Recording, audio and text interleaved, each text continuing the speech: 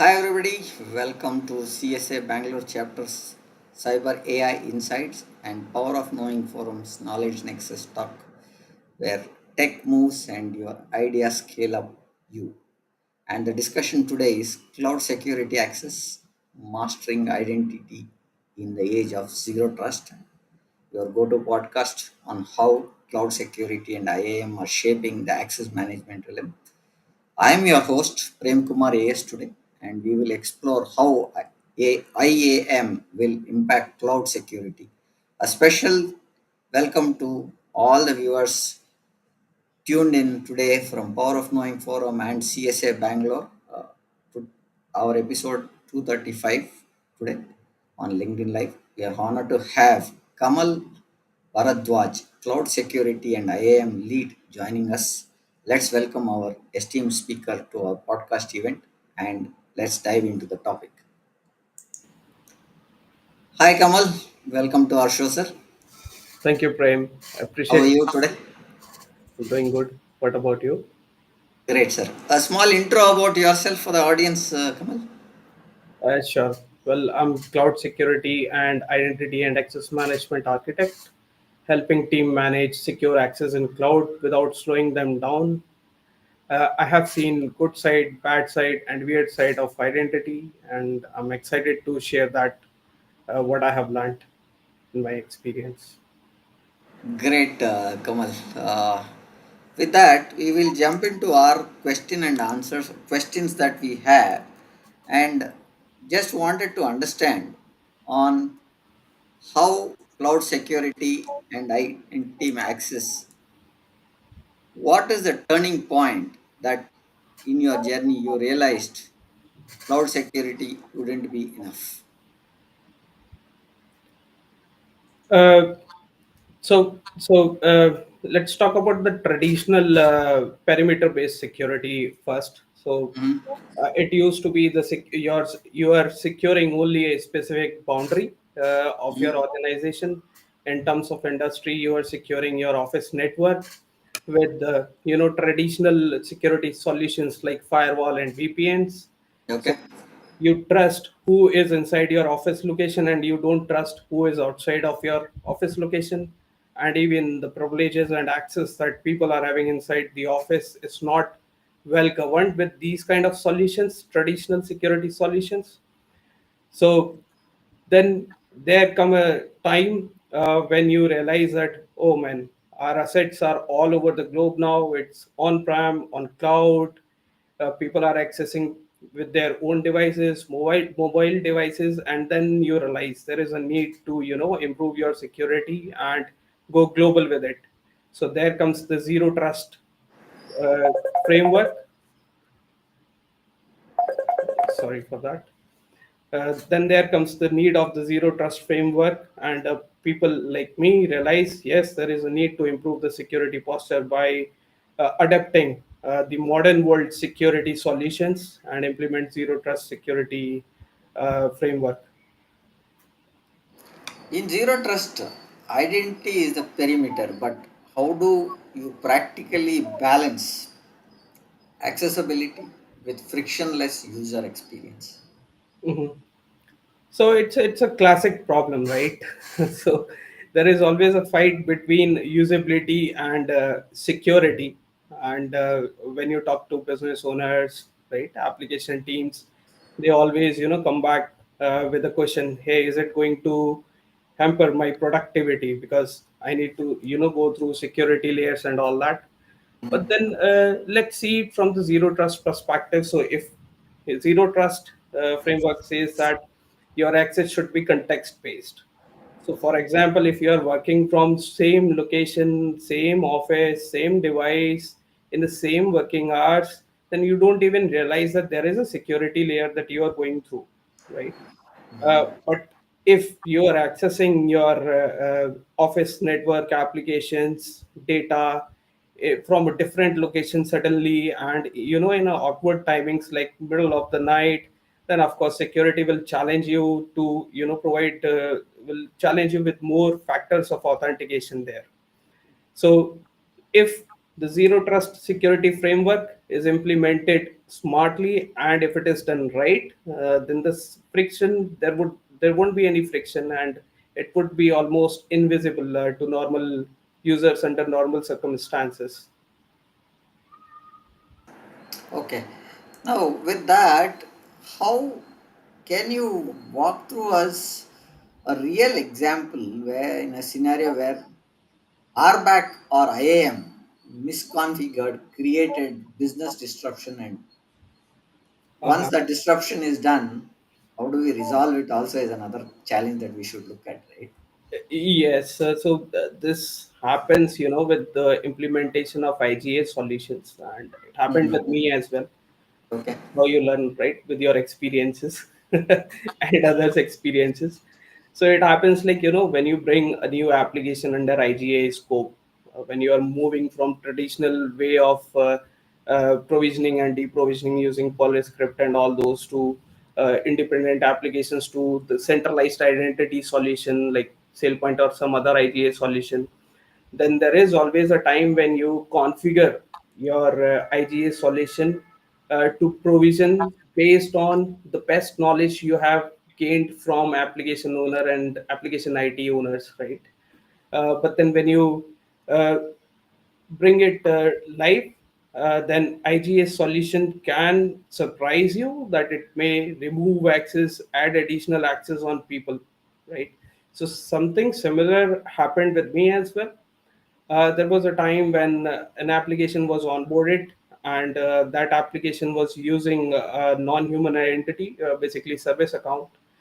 And suddenly, IGA solution thought that this account should not have the privileges assigned on it, and it removed it.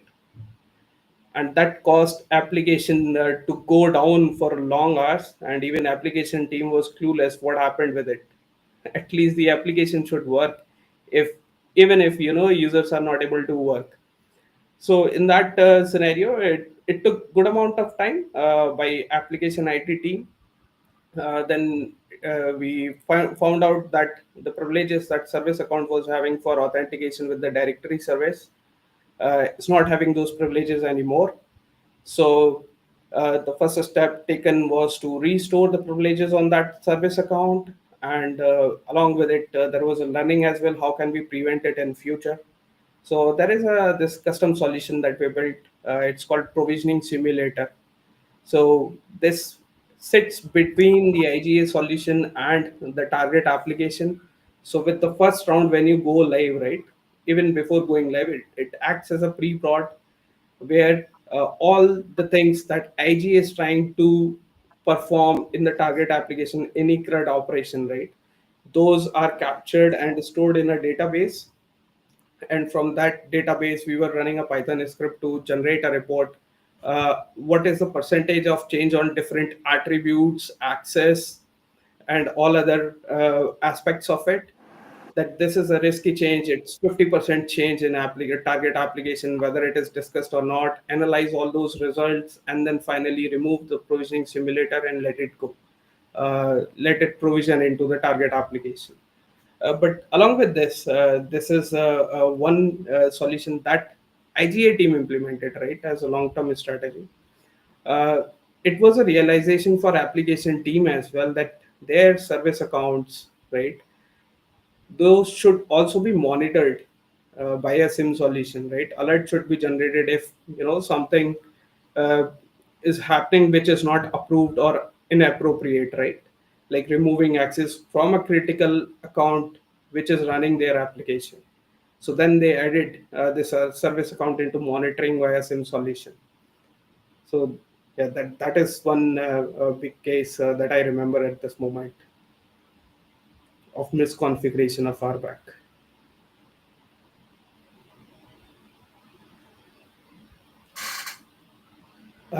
Prem, I think I lost your voice. I can't hear you. Prem, I Sorry, cannot. I could not unmute myself because there was another screen which was running. Sorry about it. Mm. Uh, how should the mid-sized enterprise think about identity maturity?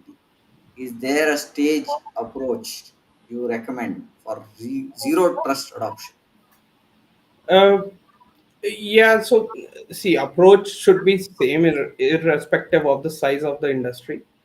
The scale of implementation can vary based on the type of industry we are talking about, based on the kind of sensitive data that they have.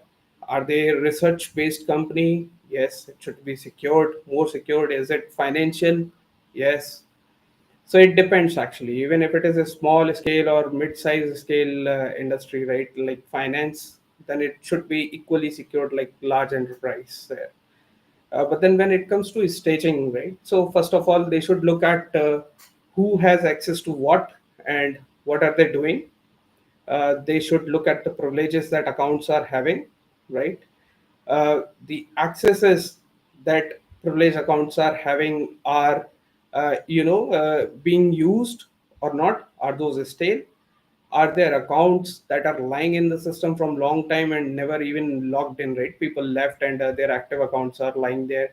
So first step is to analyze as a situation of identity and access on the identities and then clean it up. So this should be the first stage. Now the second step I think they should take is defining the roles uh, for the identities. Go with the RBAC model, RBAC ABAC model.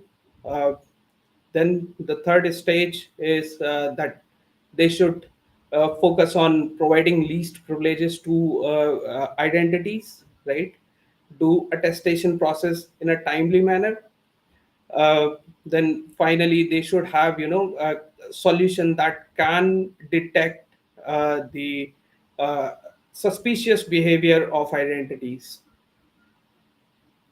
and finally implement just in time access in the system. So there should not be any persistent access. Everything should be just in time. People should get access only for the time that they need to work on, and it's not just limited to people but also non-human identities like access tokens, service accounts, and other kinds of identities like board even. So I think this is 4 or 5 step approach that Okay. any industry can take to migrate from traditional to the modern security approach. Okay, got it. Uh, what are the signs that your current cloud strategy is failing and your team are leaving the business vulnerable?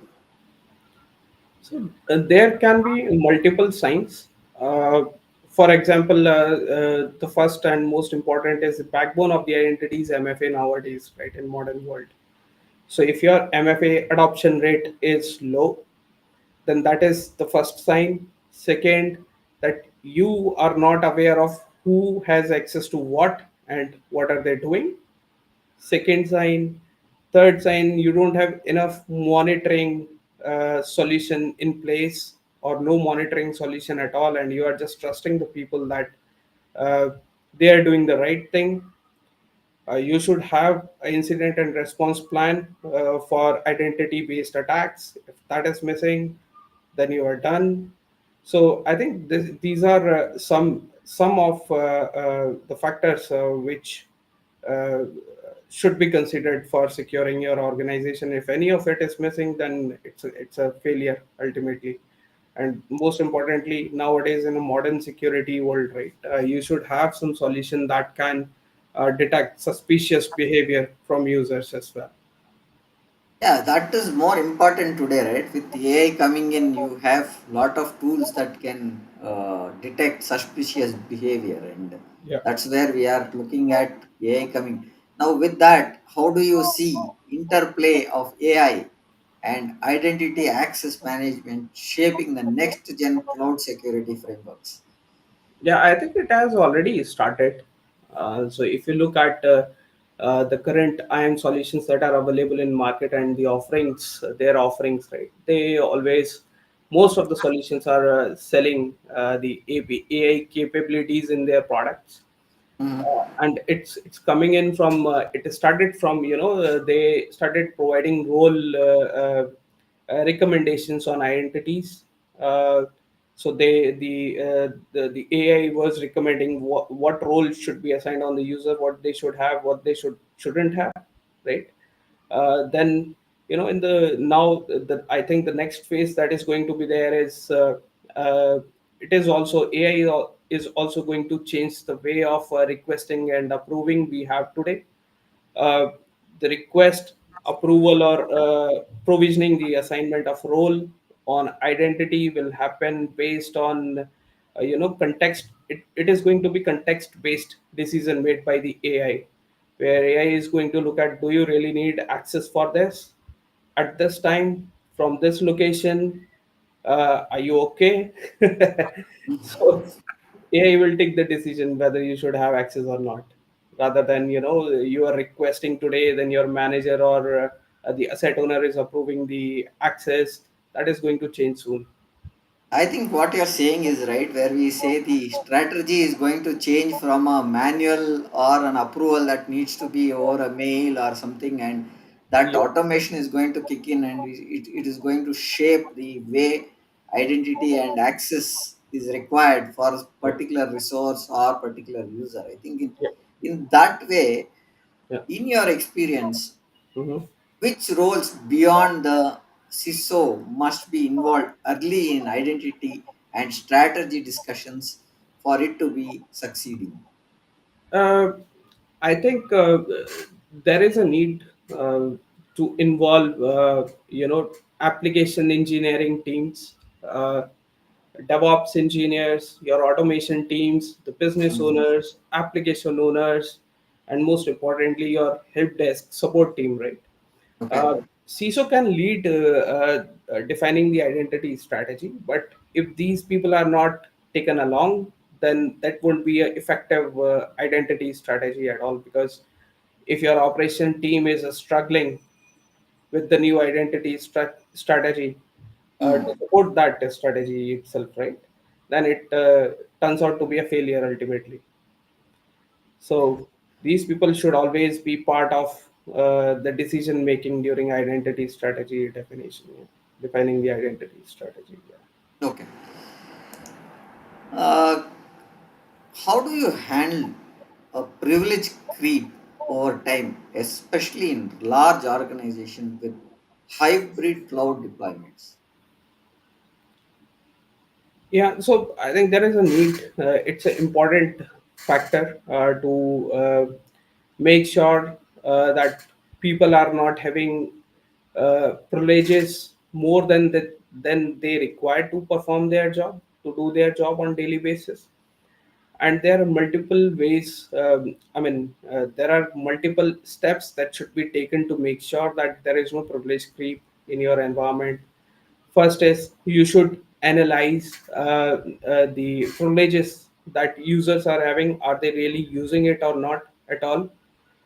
For example, now there are cloud native solutions available that can do this. For example, AWS Access Analyzer, it can clearly tell you whether a user is using a privilege which is assigned on them, from how long haven't they used that privileges.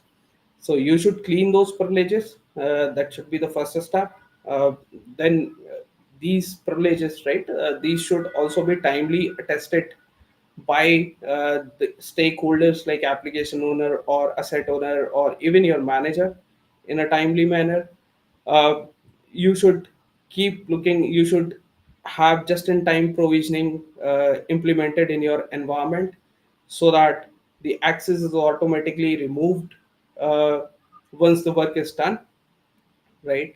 Also make sure that people are having just enough access to do their work. And then there is a requirement of automation to maintain this process as well, because it's really hard to maintain the RBAC model and RBAC APAC model, the least privileges, just in time privileges. So you should keep on cleaning it up as well. So for example, there is an application for which there is a privileged role available in your solution. Now that application is decommissioned, then with the decommissioning of that application, that privileged role should also be removed from your IGA solution, your directory services, security groups, and all that. So it's a process. It's a process, and it should be repeated in a timely manner. Always there should be automation in place. For example, when application or a server is decommissioned, right, then related security groups or roles that are implemented to provide privilege access on those assets should also be cleaned up along with it. There now, how do we clean up? Because I think when we talk about cleanup, there should be a policy that we should look at people leaving the organization or going into higher positions, right?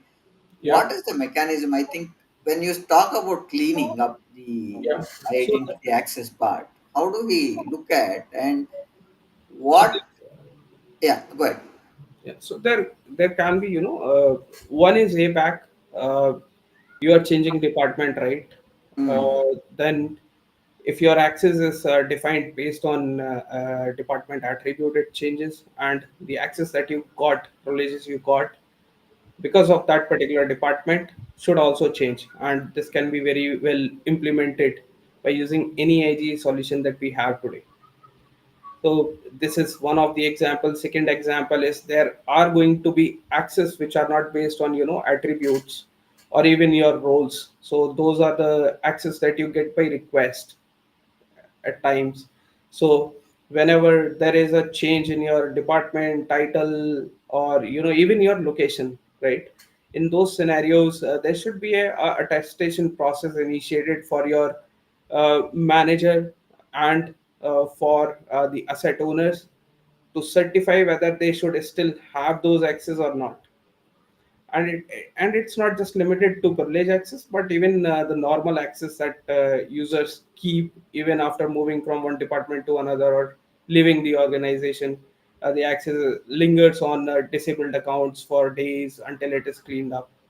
So yeah, so these are the ways that can be used for cleaning up automatically from the system.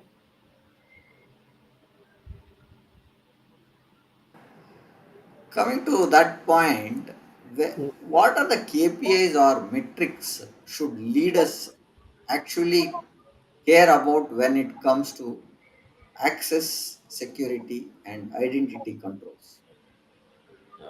That's a good question. So Uh, when it comes to KPIs, right?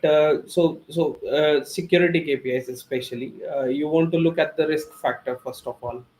And if you look at most of the solutions that are available today in market, they provide ways to score your risk on identities and roles based on the privileges that they provide in the target system. So you should first look at your risky or the privileged users. How many are there? Right? Too many admins, too much risk. Should reduce them. So look at that metrics for sure. Then look at your MFA adoption rate.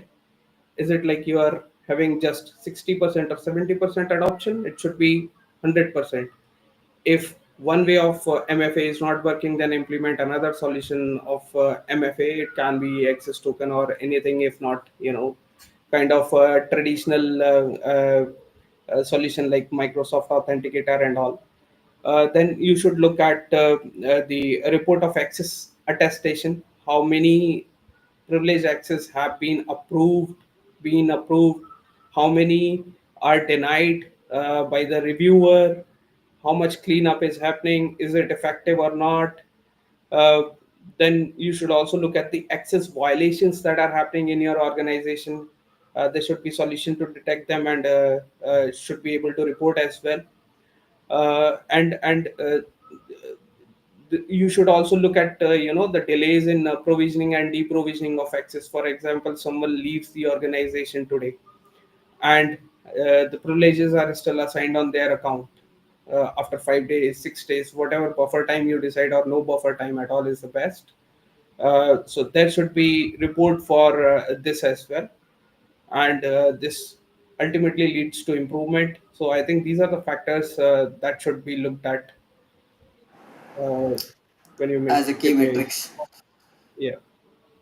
where does where do most of the companies go wrong when implementing role based or policy based access controls in a cloud IAM?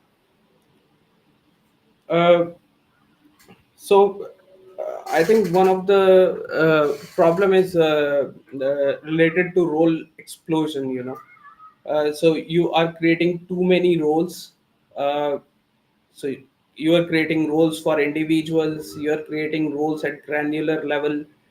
This increases the role size, right? Number of roles, and it becomes hard to audit and even maintain those role definitions. uh, Another similar issue is the complexity of role assignment.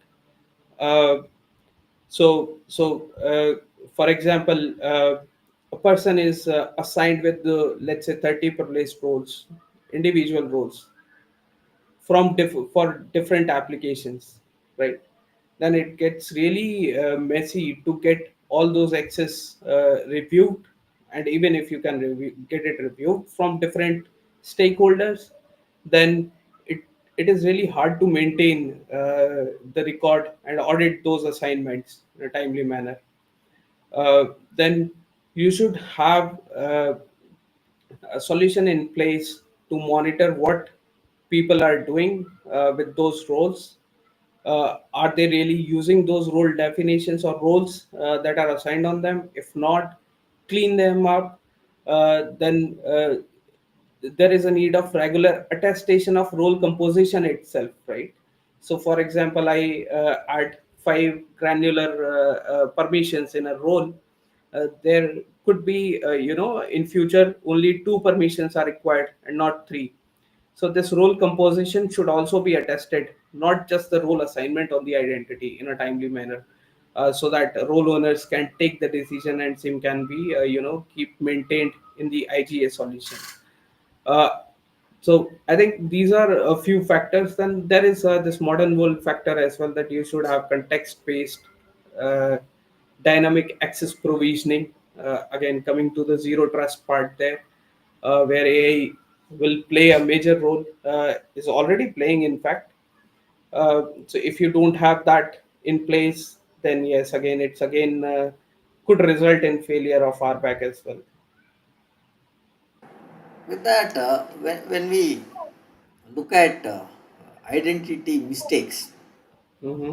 what's one identity mistake you have seen across cloud ISPs that keeps reoccurring even today or in 2025? I think it is mostly about not managing secure access properly to your the sensitive data that is stored in cloud, because there are some people access that data from your office network, some from outside, and most of this transaction happens within cloud itself, right? One cloud to another, or people are accessing that data from internet, and there could be multiple factors for this. One could be, the weak IAM implementation. So you don't know who is accessing what and when. There could be inadequate authentication mechanisms that cannot ensure the secure access to that sensitive data. You should have MFA enabled. Then lack of encryption of that data, misconfigurations. I think these are some of the factors there uh, that contributes to it. Okay. Uh, Coming to that point, how do you see or can we see an adaptive control that made a measurable difference in stopping insider or external breaches? Uh, yeah. Uh, See, dynamically adjusting the permission on the account in real time, based on the context again. Uh, so, for example, there is an account which is compromised, right? And it is traversing through your the cloud, and it's a suspicious behavior again.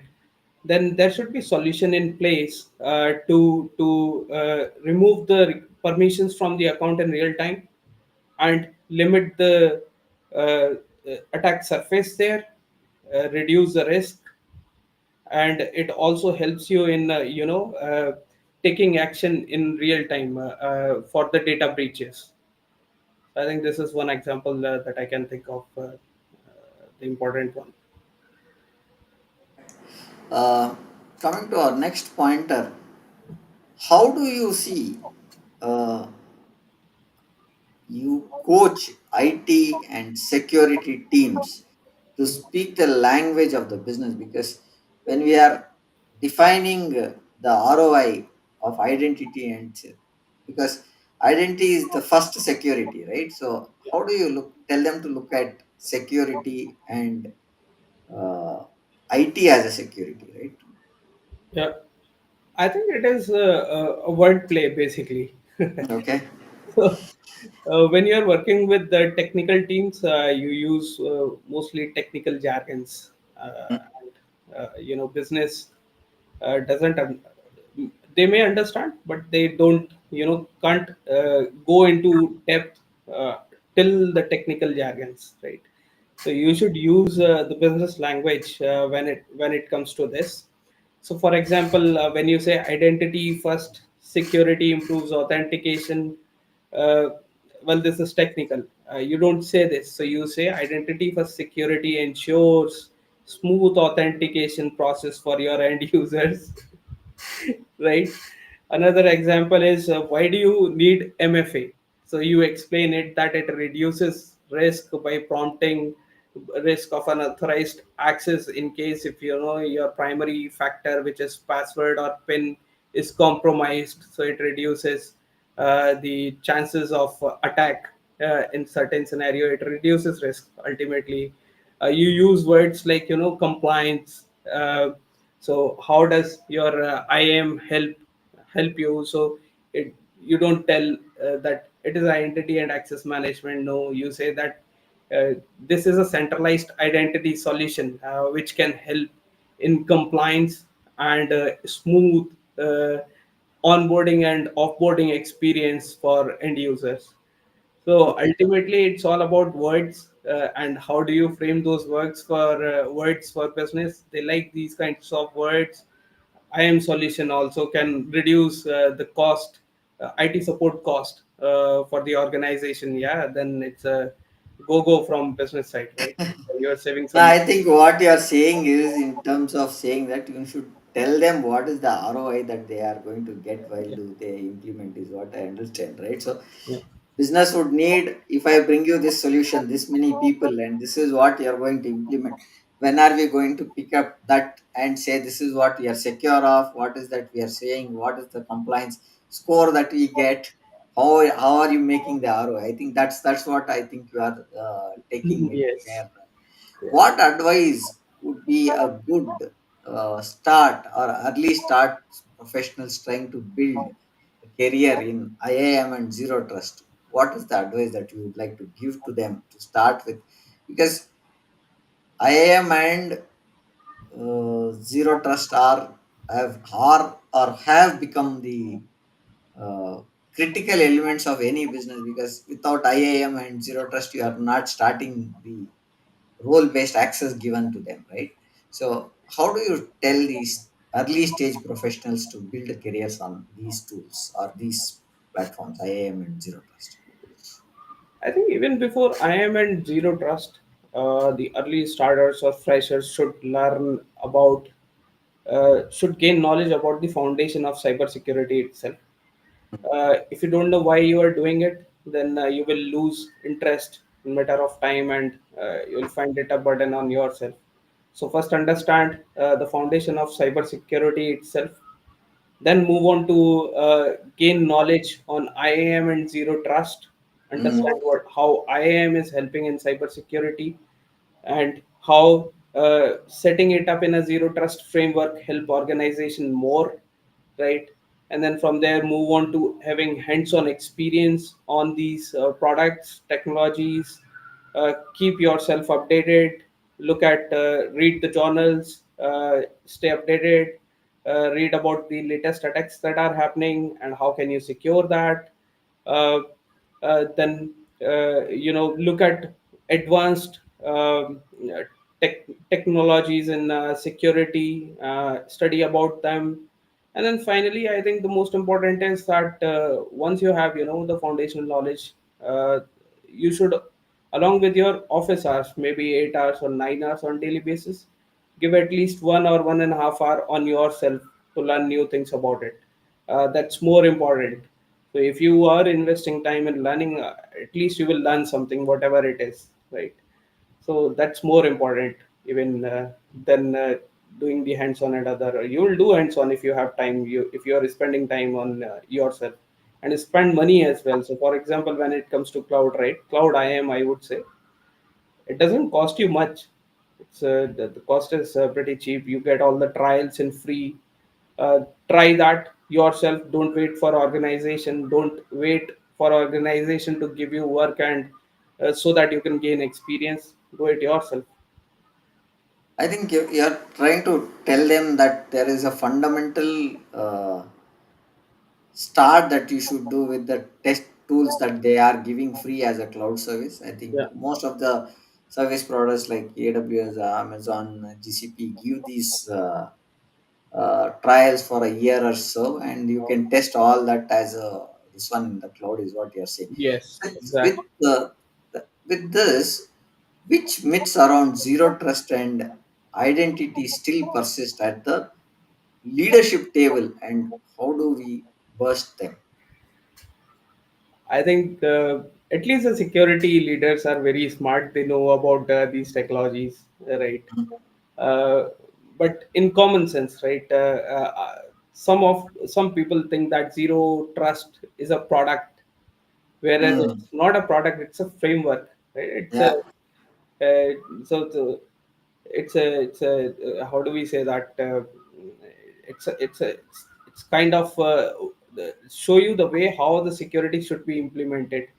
I think this is the first myth for zero trust. Another myth could be, people think that zero trust means don't trust at all, but that's not true, right? Zero trust means that you trust, but with condition. So Zero trust, I think what we are saying, I think if you really look at what zero trust means, I think the pointer that we are saying is you don't trust anything that is there.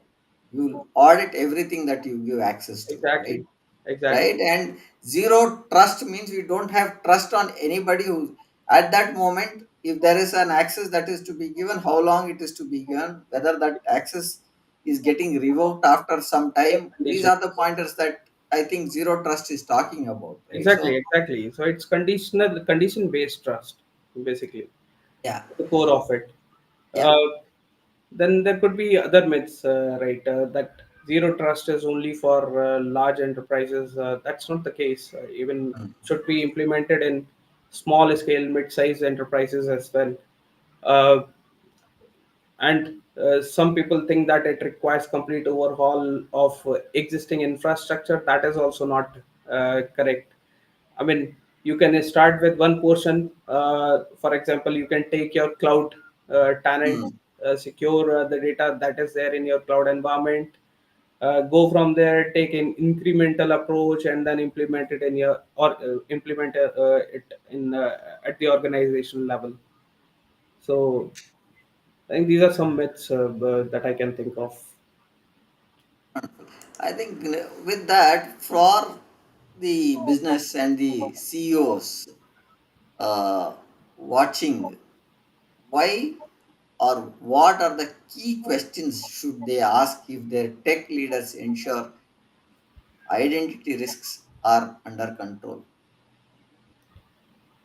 Uh, I think they should know about their identity management system, security policies, and their plan for incident response. Right, Hmm. that should Hmm. be the first step. Then they should inquire about MFA adoption rate, which is now the backbone of identity security. They should know about what are the identity types in their organization, how many entities are there, how many are privileged, how many are contractors, huh? And what level of access have been provided to them. They should know that what principle of least privileges is in place in organization to make sure that people have just enough access to do their job. They are not having too many privileges. There is no privilege creep actually.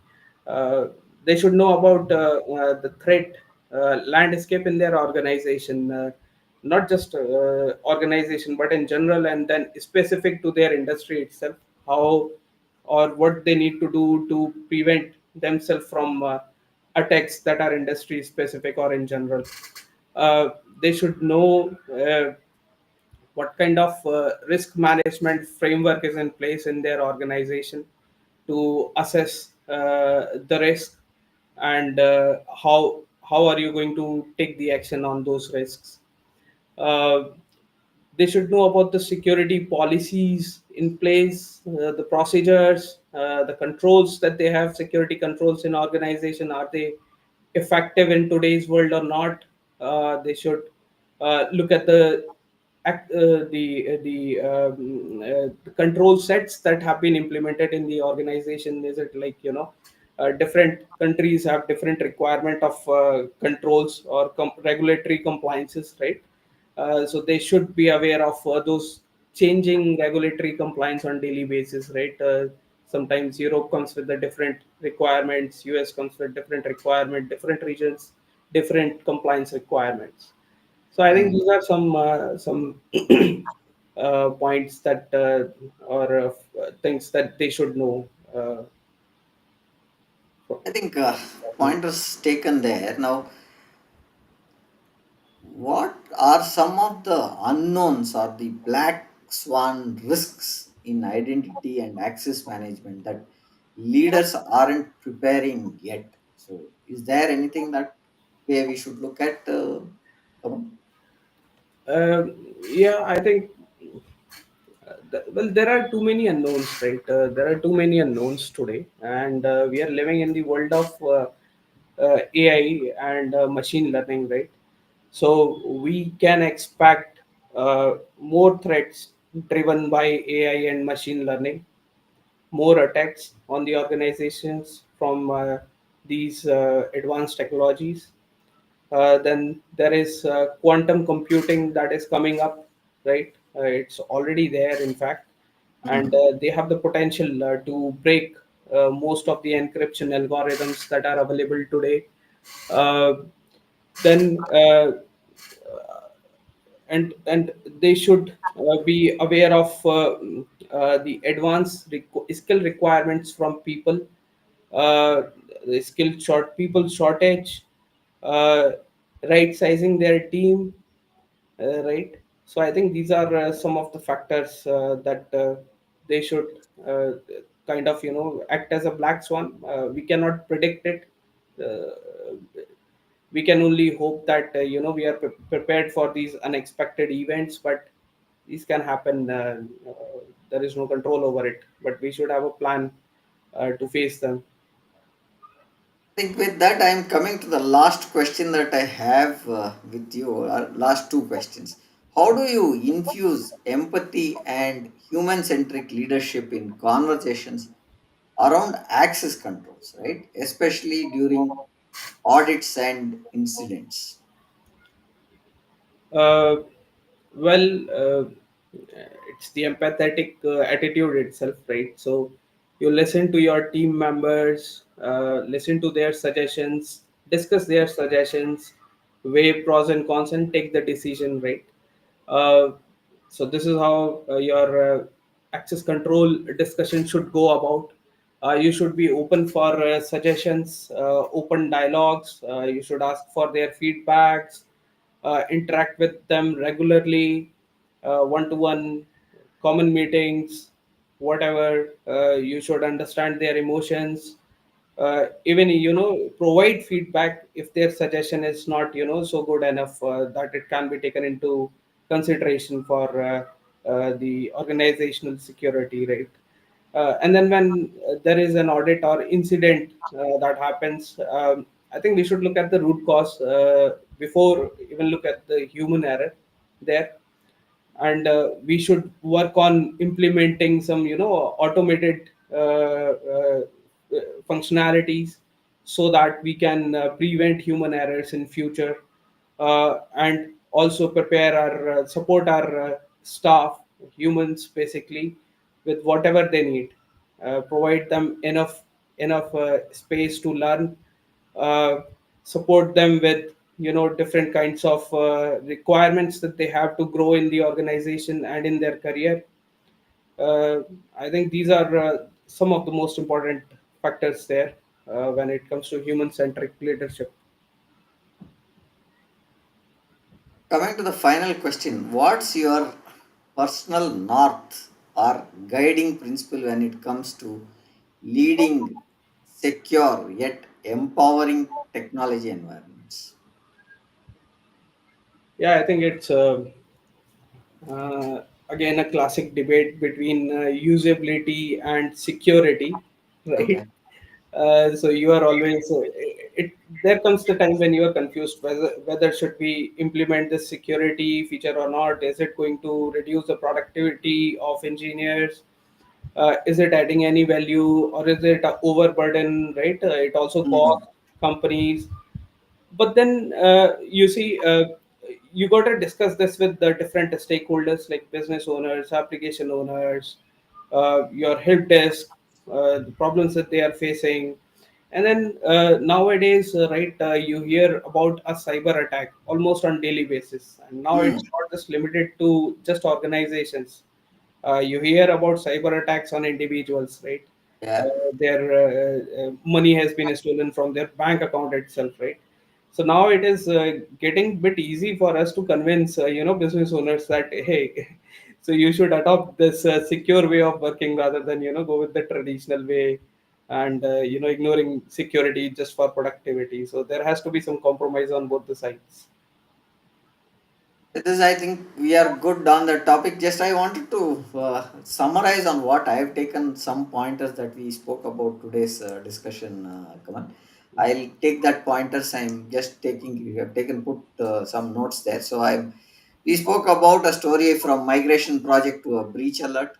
Then we spoke about trade-off stories security where identity is underestimated and stuff like that. Then we spoke about mid-size environments identity maturity side and how it is zero trust is adopted. We spoke about signs your cloud strategy failing at teams leaving it vulnerable. Then we spoke about some of the life cycle managers where we look at interplay between the identity this one in the next generation frameworks. We spoke about life cycle pieces where we spoke about KPIs and metrics. Then we also looked at role based policy based access in cloud IAM, and we spoke one identity mistake that could have crossed ISPs and still recurring, and it is still there. That is one point that we spoke. Then we spoke about coaching IT teams to speak the business language and tell businesses how they have to speak when it comes to an implementation and giving a update in terms of ROI. And we spoke about advice to early starters on the IAM and zero trust framework. We spoke about myths around zero trust and identity still persist when they are put under the table for on the table of the leaderships. And finally, we spoke about unknowns and black swans. And we spoke about the final pointer was about human centric and a personal North Star guiding principle.